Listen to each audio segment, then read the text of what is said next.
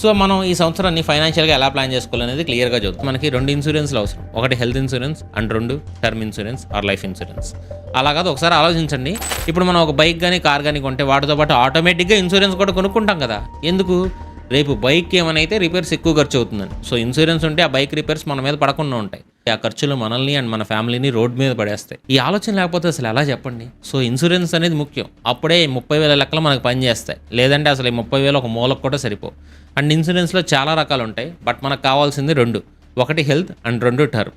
Health insurance ఎమర్జెన్సీస్లో మనకు అండగా ఉంటే, టర్మ్ ఇన్సూరెన్స్ మనం లేకపోయినా మన ఫ్యామిలీకి అండగా ఉంటుంది. ఇప్పుడు మనందరికీ ఒక డౌట్ వస్తుంది. అదేంటంటే వీటి ప్రీమియమ్స్ ఎక్కువ ఉంటాయి అండ్ సెకండ్ మనకు సరిపోయే అండ్ సరిగ్గా సెట్ అయ్యే ఇన్సూరెన్స్లు మనం వెతికి పట్టుకోవడం చాలా కష్టం.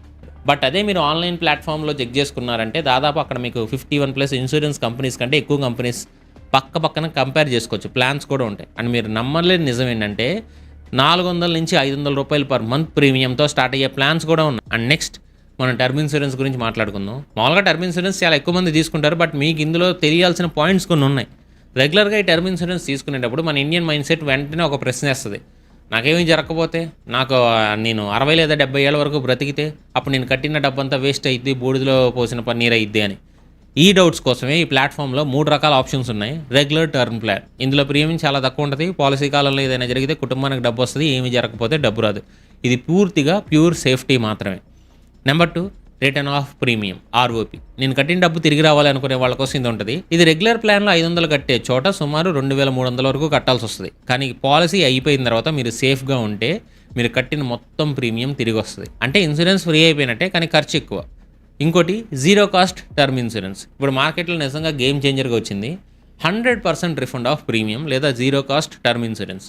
ఇందులో మీరు రెగ్యులర్ టర్మ్ ప్లాన్ లాగే ప్రీమియం తక్కువ కట్టాలి, ఎక్స్ట్రా ఖర్చు ఉండదు. కానీ మీరు 60 ఏళ్ల వయసుకు వచ్చేసరికి నా పిల్లలు సెటిల్ అయ్యారు, బాధ్యతలు అయిపోయాయి, ఇంక ఇన్సూరెన్స్ అవసరం లేదు అనిపిస్తే పాలసీని అప్పుడే ఎగ్జిట్ అయిపోవచ్చు. అలా చేస్తే మీరు ఇప్పటివరకు కట్టిన ప్రీమియం జిఎస్టీ కాకుండా తిరిగి వస్తుంది. అందుకే పాలసీ తీసుకునేటప్పుడు రైడర్స్ లేదా యాడ్ ఆన్ బెనిఫిట్స్ తప్పకుండా తీసుకోవాలి. For example critical illness rider. ఇది చాలా అవసరం. రేపు క్యాన్సర్ లేదా హార్ట్ రిలేటెడ్ డిసీజ్ వచ్చినా ఆ వ్యక్తి బ్రతికే ఉన్న పనిచేయలేని పరిస్థితి వస్తే ఈ రైడర్ ద్వారా ఒకేసారి లంసమ్ అమౌంట్ వస్తుంది. అంతేకాదు మీరు ఆన్లైన్లో కొంటున్నారు కదా, మీకు ఏజెంట్ కమిషన్స్ కూడా ఉండవు. అందుకే మీకు 15% వరకు డిస్కౌంట్ వస్తుంది. పైగా సెక్షన్ 80C కింద సంవత్సరానికి 1.5 lakh వరకు ట్యాక్స్ సేవ్ చేయొచ్చు. కాబట్టి ఫ్రెండ్స్, ఆలోచించడం ఆపండి, యాక్షన్ తీసుకోండి.